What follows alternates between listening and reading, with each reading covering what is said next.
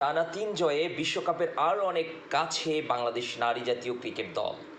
১০১ রানের পর অপরাজিত ৮৩। দুর্দান্ত ছন্দে থাকা অধিনায়ক নিগার সুলতানা ব্যাটিং ঝলক দেখিয়ে চলেছেন ক্রমাগতভাবে। লাহোরের গাদ্দাফি স্টেডিয়ামে গতকাল নিগারের আগে 50 করেছিলেন ফারজানা হক ও শারমিন আক্তার। তাতে বাংলাদেশ নারী জাতীয় ক্রিকেট দল ৬ উইকেট হারিয়ে তুলেছিল ২৭৬ রান, যা তাদের ওয়ানডে ইনিংসে সর্বোচ্চ ইতিহাস। বাংলাদেশের বোলিং শক্তিমত্তা বিবেচনায় এই রান তাড়া করে জিততে হলে স্কটল্যান্ড নারী জাতীয় ক্রিকেট দলকে অভাবনীয় কিছু সারপ্রাইজ বা ম্যাজিক দেখাতে হতো। কিন্তু বল হাতে নাহিদ আক্তার, রাবেয়া খান, জান্নাতুল ফেরদৌসরা নিজেদের কাজ ঠিকঠাকভাবে করায় লক্ষ্যর ধারের কাছেও যেতে পারল না স্কটিশ মেয়েরা। ৯ উইকেটে হারিয়ে থামতে হলো ২৪২ রানে। ৯ উইকেট হারিয়ে ২৪২ রানে থেমে গেল তাদের ইনিংস। ৩৪ রানের অনায়াস জয়ে বিশ্বকাপের মূল পর্বে খেলার আরও অনেক কাছে পৌঁছে গেল বাংলাদেশ নারী জাতীয় ক্রিকেট দল। মেয়েদের বিশ্বকাপ বাছাইয়ে এটি বাংলাদেশের টানা তৃতীয় জয়। গত বৃহস্পতিবার প্রথম ম্যাচে থাইল্যান্ডকে ১৭৮ রানে হারিয়েছে নিগারের দল, যা নিজেদের ওয়ানডে ইতিহাসে রানের হিসেবে সবচেয়ে বড় জয়। নিগারের সেঞ্চুরিতে সেই ম্যাচেই নিজেদের দলীয় সর্বোচ্চ ২৭১ রান করেছিল বাংলাদেশ। ৫ দিনের ব্যবধানে সেটিকে ছাড়িয়ে আজ স্কটল্যান্ডের বিপক্ষে লাল সবুজের প্রতিনিধিরা করল ২৭৬ রান।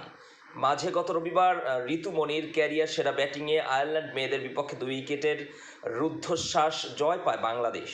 টানা ৩ জয়ে বাছাইয়ের স্বাগতিক পাকিস্তানকে টপকে পয়েন্ট তালিকার চূড়ায় উঠল বাংলাদেশ।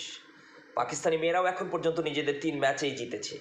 এই মুহূর্তে দুই দলের পয়েন্ট সমান ৬ করে হলেও নেট রান রেটে এগিয়ে থাকায় বাংলাদেশ শীর্ষে ও পাকিস্তান ২-এ। আলহামদুলিল্লাহ। বৃহস্পতিবার নিজেদের চতুর্থ ম্যাচে শক্তিশালী ওয়েস্ট ইন্ডিজের মুখোমুখি হবে বাংলাদেশ। এই ম্যাচ জিতলে মিলবে সেপ্টেম্বর-অক্টোবরে ভারতে অনুষ্ঠিত হতে যাওয়া মেয়েদের বিশ্বকাপের ত্রয়োদশ আসরের টিকিট। ওয়েস্ট ইন্ডিজকে হারাতে না পারলেও অবশ্য ক্ষতি নেই। শনিবার নিজেদের শেষ ম্যাচে পাকিস্তানের বিপক্ষে জিতলেও বিশ্বকাপের মূল পর্বে জায়গা করে নেবে বাংলাদেশ। এমনকি শেষ ২ ম্যাচে হারলেও নেট রান রেটে এগিয়ে থাকার সুবাদে বিশ্বকাপের টিকিট পেয়ে যেতে পারে নিগার সুলতানার দল।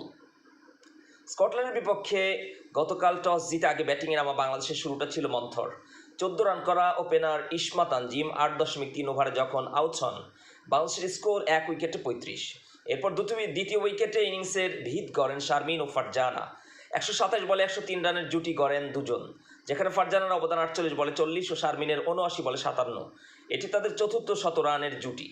৩০তম ওভারে শারমিন আউট হওয়ার পর ৮ ওভারের মধ্যে ফারজানা ও সুবাহানা মুস্তারিকেও ৯ ড্রেসিং রুমে ফিরতে হয়। ৩৭.৫ ওভারে বাংলাদেশের স্কোর তখন ৪ উইকেটে ১৭৬। এখান থেকে